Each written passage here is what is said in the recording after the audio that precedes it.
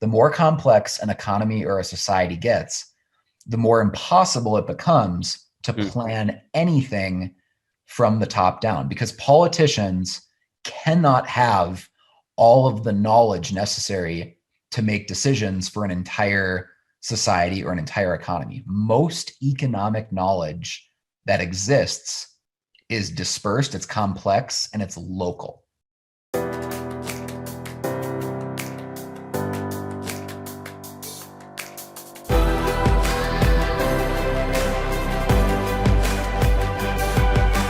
This is BetterWealth with Caleb Williams. Tim, welcome back to the BetterWealth podcast. Hey, Caleb. Thanks for having me. Episode 78 was when you first came on. I had the honor and pleasure of speaking at one of your events. I'm excited to make another appearance at a platform mastermind. And so many things that we talked about then. We talked about value creation, talked about your story, talked about you convincing your brother to drop out of college to come work with you. And Tim, you're one of my favorite people to talk to because I am always mentally challenged and stimulated when it comes to our conversations. You know a ton about politics, about money, about entrepreneurship, about marketing, and you can communicate in such a way where people can disagree with you, and you're not one of those guys that are just there to pick a fight, but you're like very, very well read. Spending time with you in one of your places in Naples was a lot of fun. I got to see just a fraction of the books that you guys have, and it's an honor to just have you on here and talk about a lot of different topics. I know that we're going to talk about the knowledge gap and just the problem, I would say, around that. And then, I mean, I love talking to you about your views about money, where the economy's at, inflation, and so all that's to come. But how you doing, man? Good. I wish the world we were living in was a little bit less crazy, but I guess that makes things interesting, and it makes for good talking points on podcasts like this one, right? That just how absolutely nuts the world has been in the last year or so with COVID and all of the economic policies that have been implemented since all that started from both parties, to be clear. But crazy times we live in, man. Yeah, it's interesting when people are like, "Oh, that's not what you should do," or that's like they read like personal finance blogs and they're like, "No, that's not what everyone does," or "That's horrible." And you look at what the average person does. It's like, are we seriously wanting average? Because you just look around at family, like at health, like it's insane, man, and it's very frustrating. Before we got on, I know that you have a lot of thoughts around the knowledge problem. What is that even, and why does it matter in 2021 in where we sit right now? So, because public schools are so bad, not teaching this, but it's actually one of the most important insights of all economics in the 20th century. Is there was this economist, his name was F.A. Hayek, Friedrich Hayek. And he won the Nobel Prize, by the way, in 1974 for economics. So this isn't some like fringe, lunatic, weirdo, right-wing extremist economist. Like the dude won a Nobel Prize in economics, right? And one of his central insights in his career came back in actually 1945. And he published an essay called The Use of Knowledge in Society. You can go on Google and just search for it. I think that FEE has it on their website. FEE is the Foundation for Economic Education. So it's the essay was called The Use of Knowledge in Society. Again, it's like 75 years old. So it wasn't like this recently came out 5 years ago. So we should have known about this, right? And in this essay, he introduced what has since then kind of been called the knowledge problem. And it's why government planning fails so miserably, and why politicians, even if you think they're smart politicians, even if they have the smartest teams and the smartest administrations with all the graduate degrees from MIT and Harvard and everything, it's why politicians consistently fail over and over and over again to implement anything remotely resembling a good outcome when they spend money. Because the more complex, this is essentially what the knowledge problem is. The more complex an economy or a society gets, the more impossible it becomes to plan anything from the top down, because politicians cannot have all of the knowledge necessary to make decisions for an entire society or an entire economy. Most economic knowledge that exists is dispersed, it's complex, and it's local. So there's really no such thing as saying the economy of the United States. That's the first insight you need to realize. Like, there's no such thing as the economy of the US, right? We're talking about hundreds of millions of people interacting together. You know, it's not a simple graph. It's really more of like a neural network with hundreds of millions of nodes in that network. Yeah, and there's a difference between New York and Minnesota. Well, not only is there a difference between New York and Minnesota, there's a difference between Queens versus Harlem versus the Bronx versus Manhattan, you know, versus Brooklyn. I mean, like, the economy is so fragmented and distributed and decentralized in a good way, right? That's a good thing, that the more complex the economy gets, the more impossible it becomes for some politician in Washington, D.C. to possibly have even a fraction of the information it would take at any given moment to make top-down decisions that are going to be good for everyone in that economy. So the more decentralized decision-making becomes, because a local entrepreneur is taking advantage of local insights, right? The more decentralized things are, the more smoothly that economy is going to operate. So really the key insight of this knowledge problem from Hayek is that it's not that politicians are bad people or that they're stupid people. And I would probably argue most of them are bad and stupid people. But Hayek's point is that that's actually irrelevant, right? Most arguments against progressives and, you know, top-down planners, most arguments against government and politicians are often moral arguments. They're philosophical arguments of like, how dare they take our money in taxes? How dare they tell us how to live? They're moral arguments that often get emotionally sticky, right? Because some people like big government, you know, some people don't. And if you're arguing in moral terms, it's only going to make people even more pissed off, right? Because ultimately, if you don't agree with my philosophy, there's really nothing I can say to change your mind on moral issues, right? Just like abortion, right? What anyone thinks about abortion, I've never seen anyone change someone's mind by appealing to logic, because both sides think that they have logic on their side. And the reality is, well, if you're arguing morality, it comes down to what are your moral principles. So that's what you have to talk about. Hayek's genius is when he looks at all of the problems of an economy, like supply chain disruptions, inflation, these, you know, quote unquote targeted COVID relief funds, where it's like, hey, we printed these trillions of dollars for COVID, right?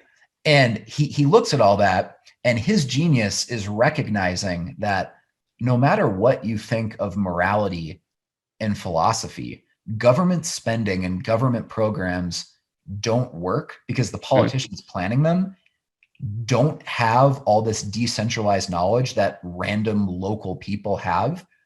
Not only do they not have that decentralized knowledge, they can't have it. It's impossible to have it. No human could ever have the distributed, decentralized knowledge that, let's say, a random local sawmill in South Dakota might have about the price of lumber there and what it costs to build houses there. Or the minimum wage is a really good example, right?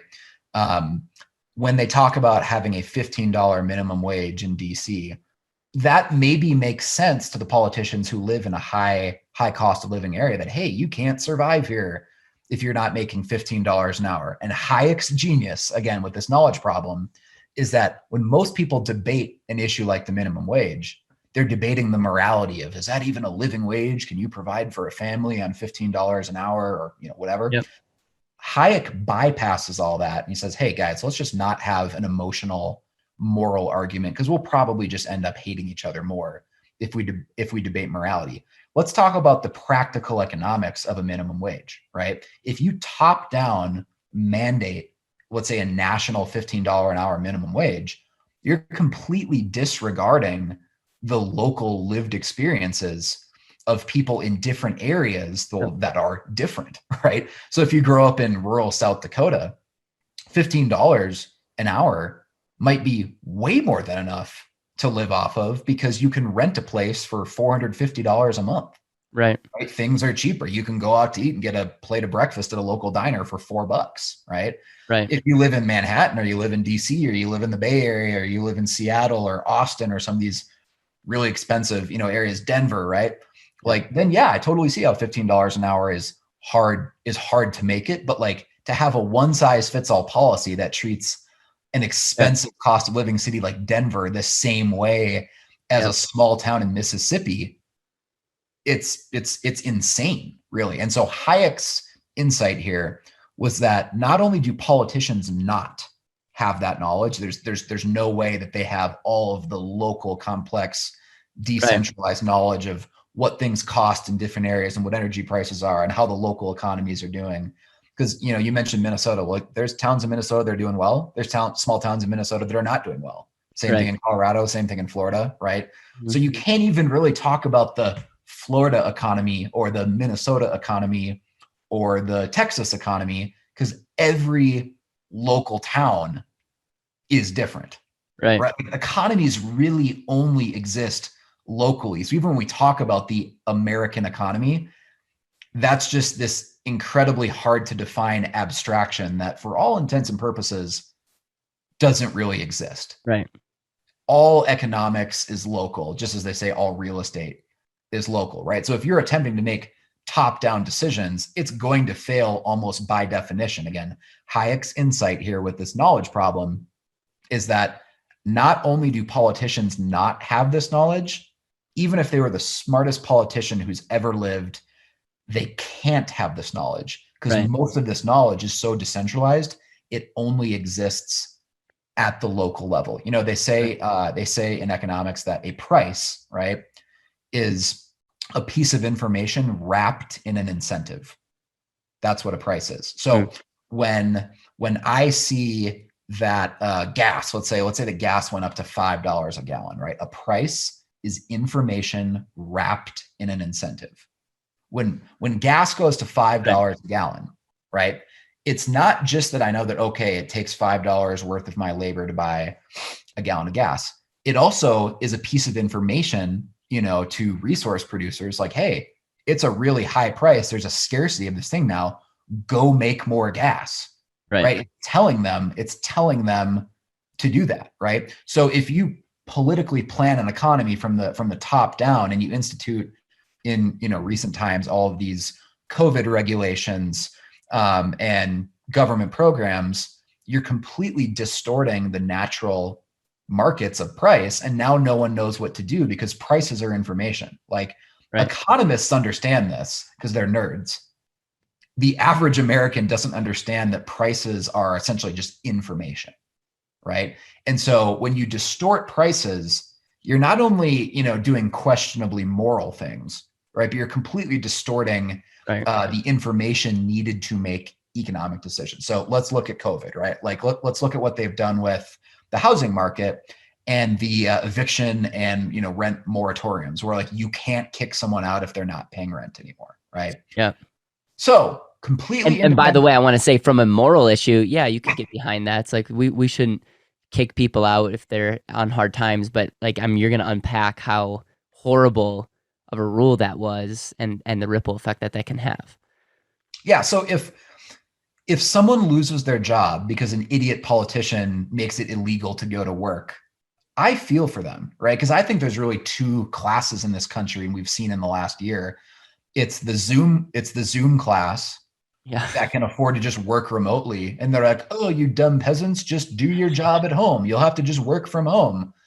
And they're so insulated in their social bubbles that they don't realize it's like, dude, like the majority of Americans can't do their job from home. Right. If you're a commercial fisherman or a construction worker or a carpenter or a plumber or an electrician or frankly, a school teacher or a massage therapist or a restaurant worker, waiter, waitress, I could go on, right? There's most jobs in the US cannot be done remotely over Zoom.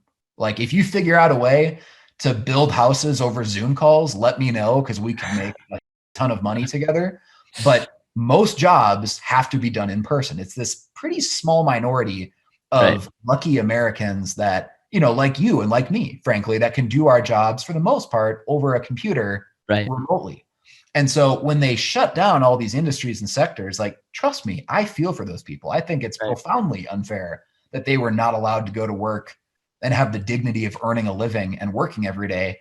And instead, the politicians, just said, oh, you peasants, here's $1,200, and they act as if that's going to make things okay. So I get it. A lot of people lost their jobs through no fault of their own. That is not their fault, right? But whose fault it's also not?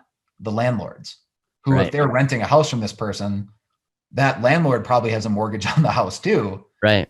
And so if he all of a sudden can't collect rent anymore, he's just going to be financially devastated, or she's going to be financially devastated because they were relying on that income to pay the mortgage on that house, right? And so there's a crazy shortage of inventory in the real estate market across the country right now. So what we do at Platform, just so everyone knows, is I'm not just a hobbyist here. I run a marketing agency that primarily works with real estate agents around the country. So part of what I do is I'm constantly looking at housing market trends across the country. Like, this is what I do full time as my job, right? And so there's a massive shortage of inventory across the country. There's simply not enough homes for sale, right? There's way too many people who want to buy a house right now and not enough homes for sale. And man, oh man, if Hayek was alive to see this today, he would just be going on a tear about the knowledge problem. I promise you. Because this is an example of politicians I'm going to give politicians the benefit of the doubt that I think a lot of them think they're doing the right thing. They're not necessarily always evil people with bad intentions that are being bribed by lobbyists, right? A lot of this, it is good intentions. But on one side, you have politicians that are saying, hey, like, we don't want people going to work because they might get COVID. So let's just, keep them at home. And that's everything from like people making drywall in manufacturing facilities to people making flooring to the logging industry up in Canada. I drove up through the Yukon in British Columbia a couple of years ago on an epic road trip to Alaska. And I saw all the logging industry firsthand because I drove all the way up through that. I think it was a 50-hour drive to get to Alaska. I started in Bozeman, Montana. I saw all the logging up there. That's a major part of their economy. All that was shut down for the last year. And so if you have no new timber coming down to build houses with, there's no, countertops being manufactured, plumbing fittings, flooring. What that means is that even though there is demand to build more houses in the US, there's no raw materials. Right? Because they physically aren't making them because politicians ordered them not to. Right?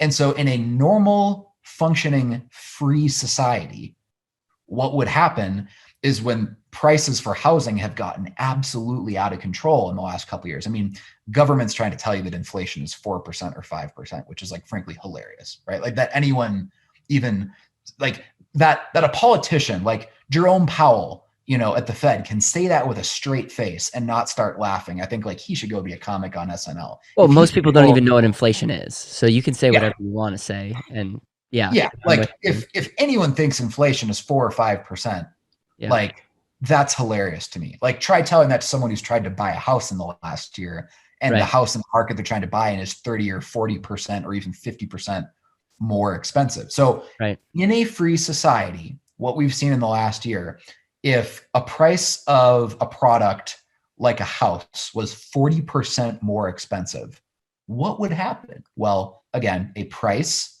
in economic terms, a price is just a piece of information. That's right.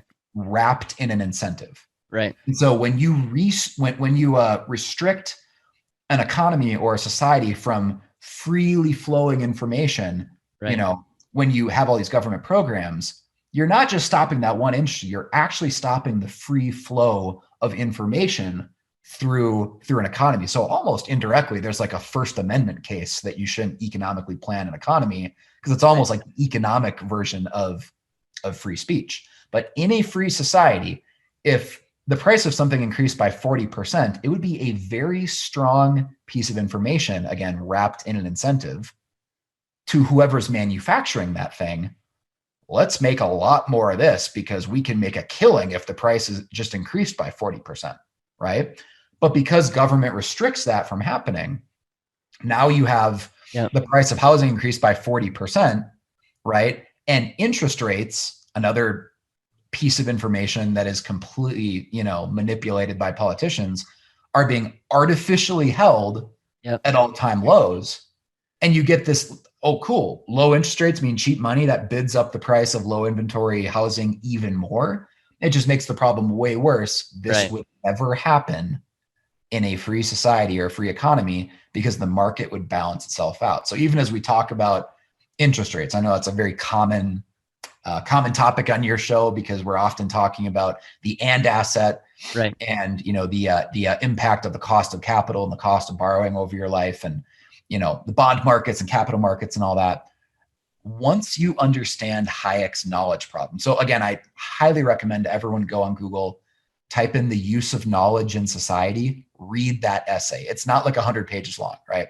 Read the essay, the use of knowledge in society, and all of a sudden, you will understand from a practical perspective, not a philosophical perspective or a moral perspective, but from a practical perspective, why the Federal Reserve and politicians planning interest rates is so suicidal for an economy, because it makes it impossible for producers to actually match their production schedule and their business planning with the reality of the levels of demand that exist in an economy, right?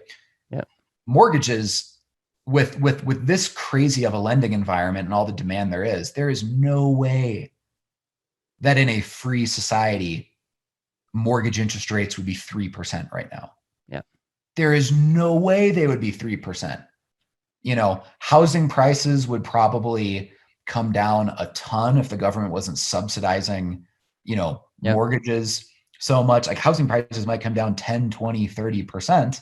And that sounds awful until you realize that, oh, cool, now it's actually way more affordable to buy a house. And if your savings account in a free market is paying you, let's say 5% versus 0%, right?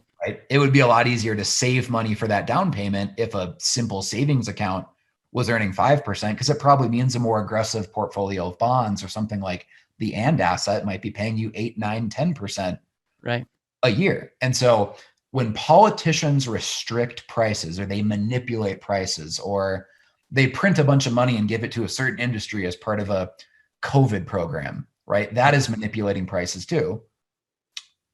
The big takeaway is, in practical terms, they're manipulating information in the market that distorts future production. So it almost guarantees the market will remain out of balance longer than it otherwise would have, because no one has the proper information to make a decision. It's almost like if I was thinking about buying a company, and let's say, Caleb, that you were thinking about selling BetterWealth to me. And I was like, hey, I think I want to buy that company. I think Caleb is doing a horrible job running it. I think there's this incredible asset value there that he is not extracting. It's a good brand, but Caleb is just a terrible business person. I'm going to buy this company from Caleb and I'm going to make it what it should be. And so I get into talks with Caleb and we're negotiating about what it might look like if I bought you out of BetterWealth.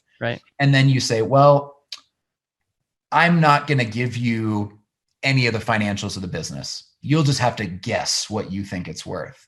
Or maybe you give me one part of the financials, like you give me the balance sheet, but not top line revenue. Or maybe you show me the cash flow statement and not the balance sheet. So it looks like there's tons of cash flowing in, but who knows? Maybe it turns out you have tons of debt that I'm not aware about, right?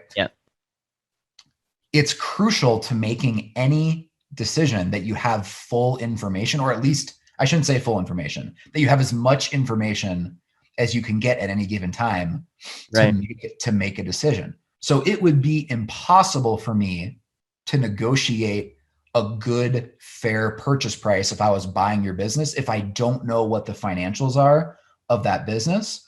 And Hayek's other insight with the knowledge problem too is that it's not even specific numbers data, because a lot of information is kind of qualitative information that can't really be expressed on a spreadsheet. It can't be data because it's qualitative. So like, for example, I mean, yeah, you could use a net promoter score or something, but that's always a proxy of like, what do people feel about the brand of BetterWealth? If I was about to buy your company, do your customers and clients like you? Do people in the industry like you? Do you have good are you getting referrals? Like, you can't really capture that on a spreadsheet. So much of the information that on a day-to-day basis we use to make decisions is qualitative information that can't really be expressed using numbers in an Excel spreadsheet, right? So it's all that local decentralized information that Hayek is talking about, that politicians can't possibly know that qualitative stuff because they can't even track the quantitative stuff. Right.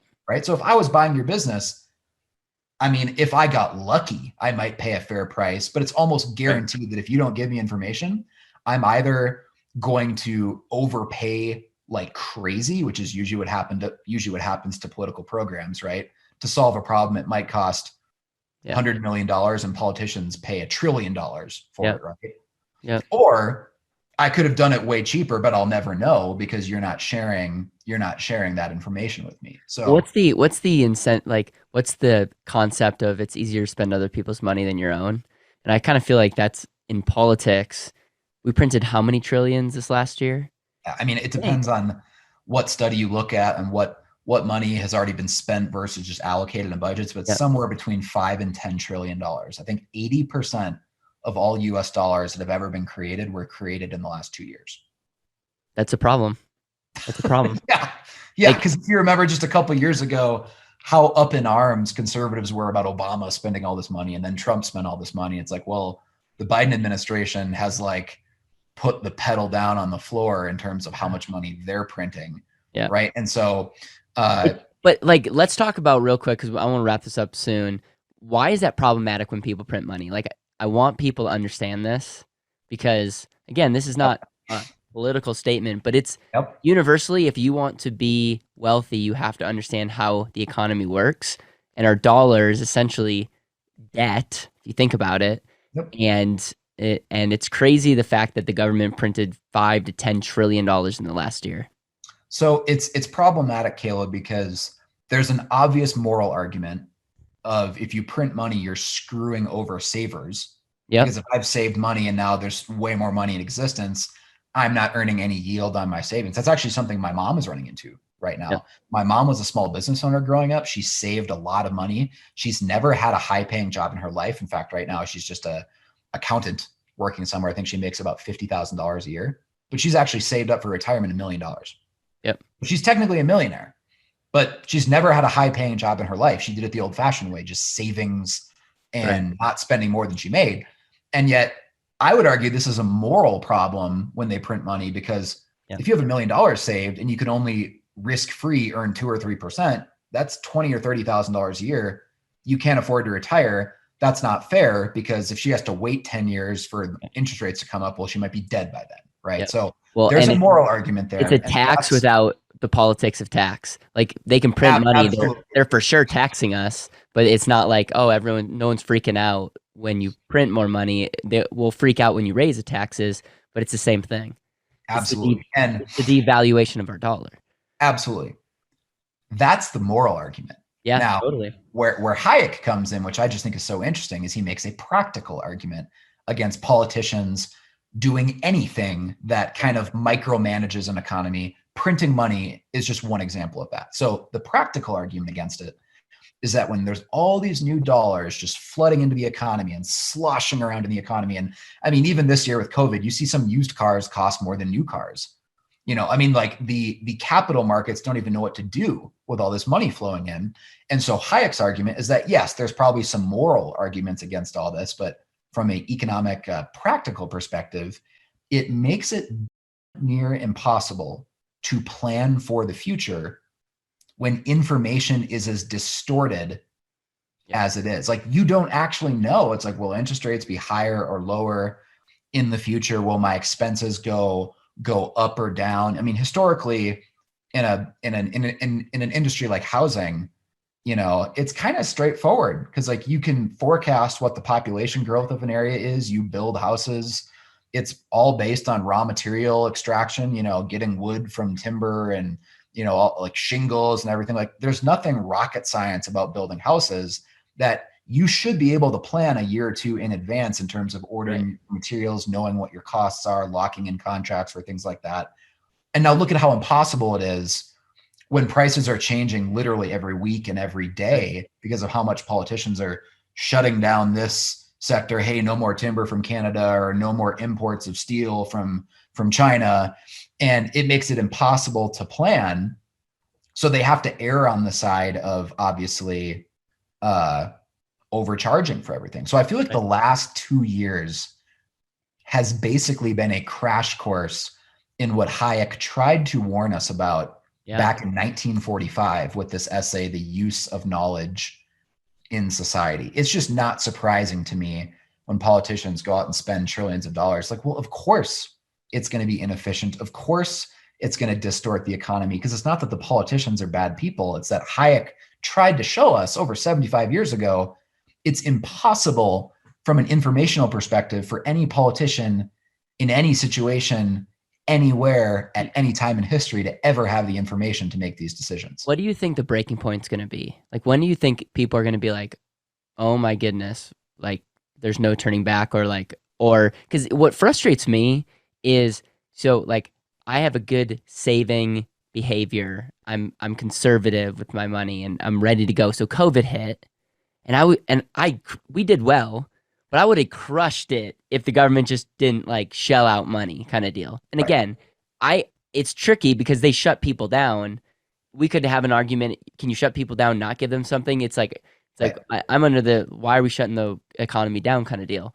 But then they print a bunch of money, and it's almost frustrating to me because it's like I semi wanted there to be some amazing opportunities so that I could have good buying opportunities, practice what I preach. The problem is that's not what happened. And so you kind of have like that FOMO. When is it going to hit the fan? Because everyone says the market is going to crash, all this stuff. I don't know if it is, by the way, because it's like we keep on printing money. It's like, is the solution just putting your money in, like just playing the game, or do we see it correcting? And what are your thoughts on that?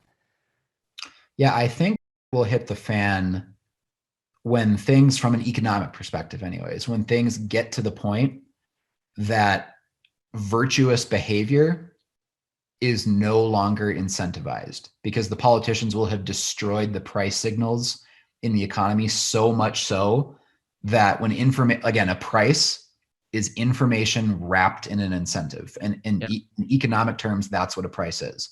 When the prices of things get so distorted, and by the way, even people's salaries and the hourly wage they get paid, that's a price.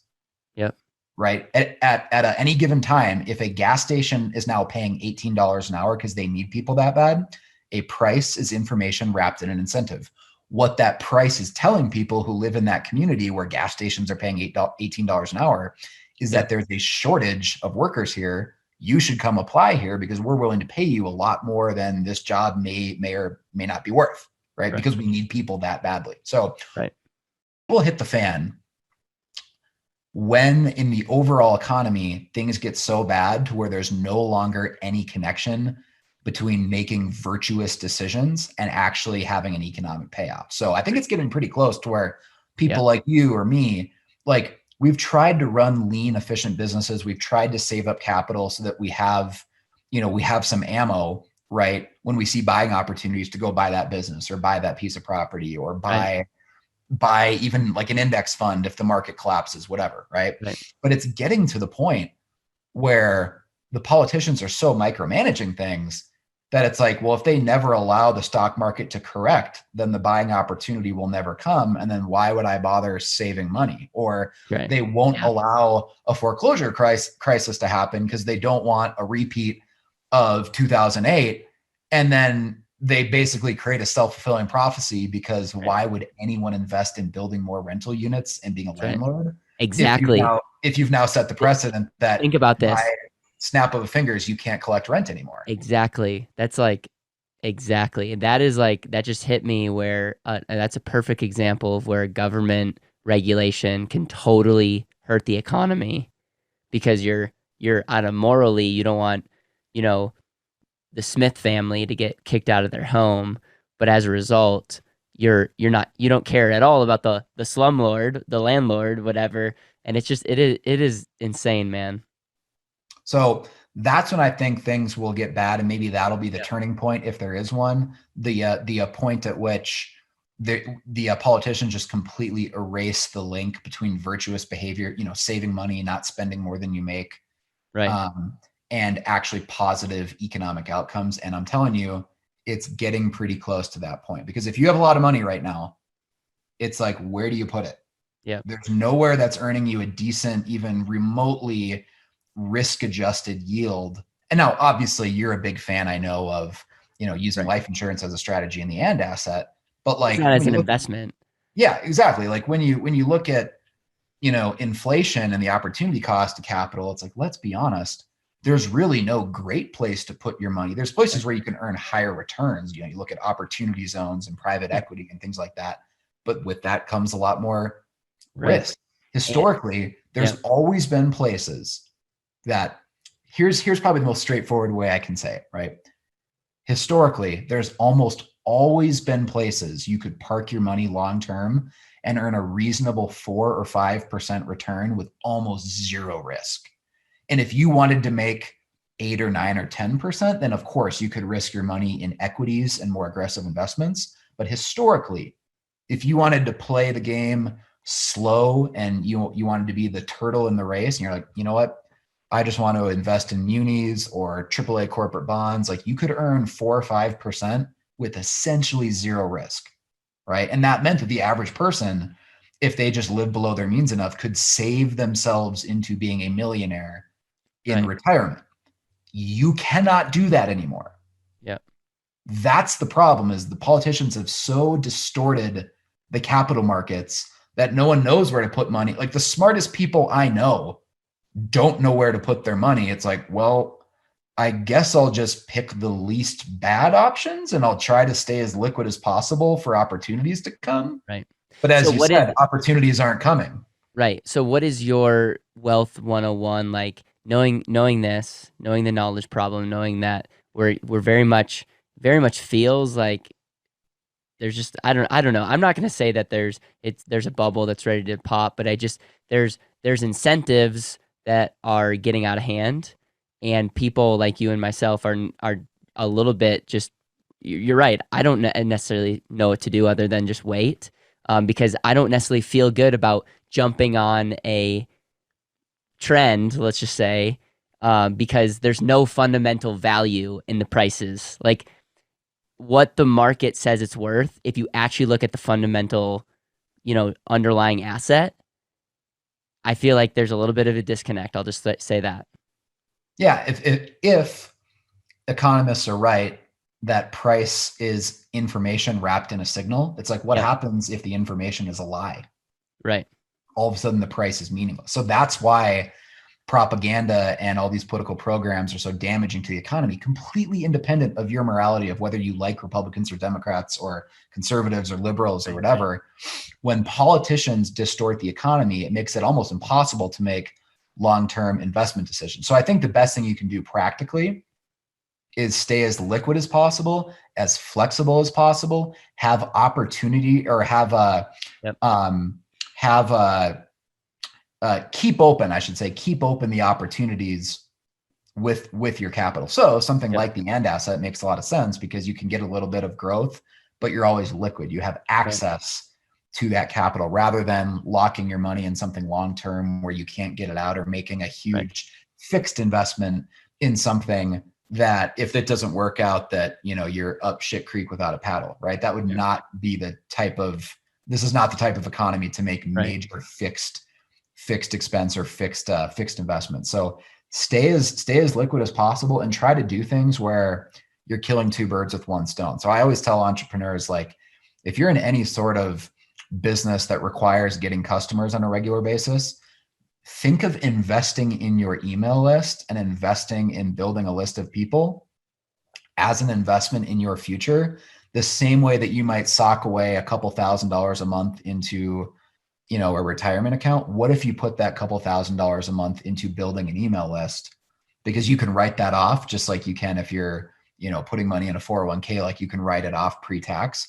but there's value after tax too, because there's something in your business now that is an asset, and that's an email list. So I would say, to give a specific example, if you had like, I don't know, $50,000 to spend and you were a business owner, to me, it might make more sense to spend that $50,000 building an email list, which is a business expense. So you can, lower your taxable income by maybe $10,000 or $20,000 that you have to pay in by making that $50,000 investment.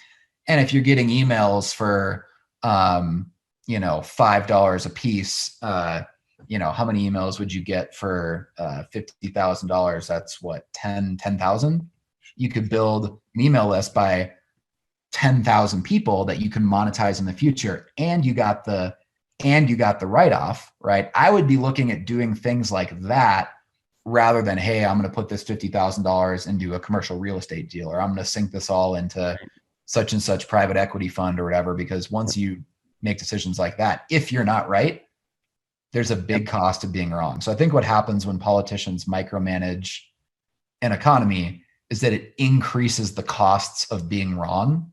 Right. And so as entrepreneurs, we need to stay as flexible as possible and basically go for base hits and stack base hits upon base hits upon base hits, rather than swinging for the fences and trying to hit a home run and thus. Yeah, I think two things that I want to highlight is identify value. Like, value is one of those things that once you get it, you just start seeing like, oh, that would be valuable. Oh, like I would exchange this thing called money or something that I value for that.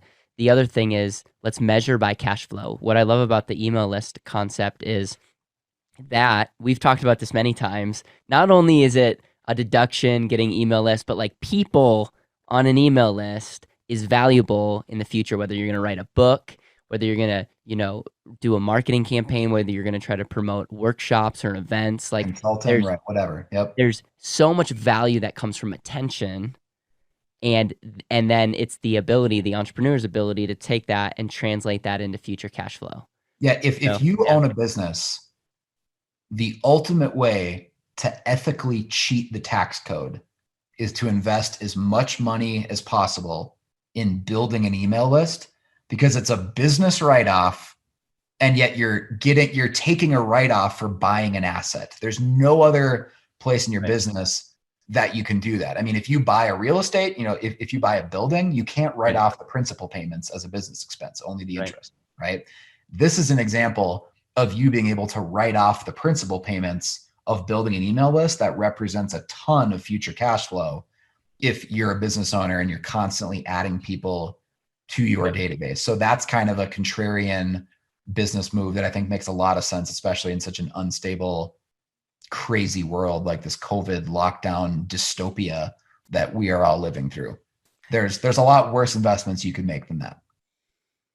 Tim, is there anything else on your mind? This has been a fun conversation, and I'm telling you, I'm gonna go back to the knowledge problem, the use of knowledge in society. Yep. Go get it, read it, give it to your kids to read. One easier pamphlet to read if anyone's intimidated by reading a Nobel Prize winning economist is read the essay I Pencil by Leonard Read. And Leonard Read used to, I think he ran or managed or something, the Chamber of Commerce in California. Yep. And he founded the oldest libertarian think tank in the world, FEE, the Foundation for Economic Education. Probably his most well-known essay he ever wrote in his career was called I Pencil. So I, pencil, like a pencil as in like the thing you use to write with, right? I Pencil. And basically the insight there is that in the context of this discussion about Hayek's knowledge problem, right? No one person knows how to make a pencil. That's how beautiful and magical and complex and miraculous a free society is. That something as simple as a pencil is actually so incredibly complex, but all these different supply chains and profit motives and price quotes work together so that the person who manufactures the wood knows what to sell the wood for to make a reasonable profit with reasonable risk. The person who goes and gets the graphite and the metal and the rubber for the eraser or whatever they use. And there's all these different pieces that go into a pencil, and even the trucks that manufacture the trucks that haul the timber, let's say down from Canada, they have to know what their depreciation schedules are and how long will this truck last, and should we finance it or pay cash, or, what do we pay the truck drivers, and do we need to offer benefits? And when you really start thinking about it, it's incredibly complex, the amount of decisions and informational variables that go into making something as simple as a pencil. Right. If the government started making pencils, they'd probably cost $20 per pencil. Easily. Because they would have, and again, this is Hayek's insight, and this is the insight of iPencil. And it's not because politicians are stupid. It's because it's actually impossible for any one person to have all of that decentralized knowledge in one person's brain. Right. And so if you're intimidated by reading Hayek or reading The Use of Knowledge in Society, just go read that quick essay, iPencil, and it'll really make you think about, wow, now all of a sudden the crazy economy with the COVID lockdowns that we've been in the last couple of years, a lot of this stuff makes more sense. And also, to give a shout out, you should check out Connor Boyak's books. He actually has a kid's book about the iPencil. And for those of you like me that are horrible readers, go to the kids books that Connor Boyak has written. He talks a lot about amazing principles, and I remember reading the iPencil and saying, have you had Connor on the podcast yet? I'm gonna get him back on, but cool, I had him on, and brilliant mind, and he's actually in the middle right now of launching a television show for kids, like an animated cartoon on the Tuttle Twins, and I actually got to see a sneak peek of the first 20 minutes of the first episode. It's actually really, really good. That's awesome. It's awesome. So you've got to have Connor back on and talk about that, because that's a super cool project he's working on, actually, with the Harmon brothers, if you're familiar with the Harmon brothers ad agency. So amazing. Anyways, go read Use of Knowledge in Society and read iPencil by Leonard Read. Amazing, man. How can people stay connected in what you're doing and just support your ability to continue to live a free life and read and share a fraction of knowledge that you have? Follow me on Facebook, Tim Chermak, TimChermak. I have a public page I post all the time, and I try to do a good job just explaining what I'm doing in the world and the trends I see, and what I think is going to be happening next, not just in the economy, but also in culture. So just follow me on Facebook. That's where I post pretty much every day. Follow Tim before he gets deplatformed from Facebook. Exactly. All right, man. Appreciate you. All right, cool. Thanks, Caleb.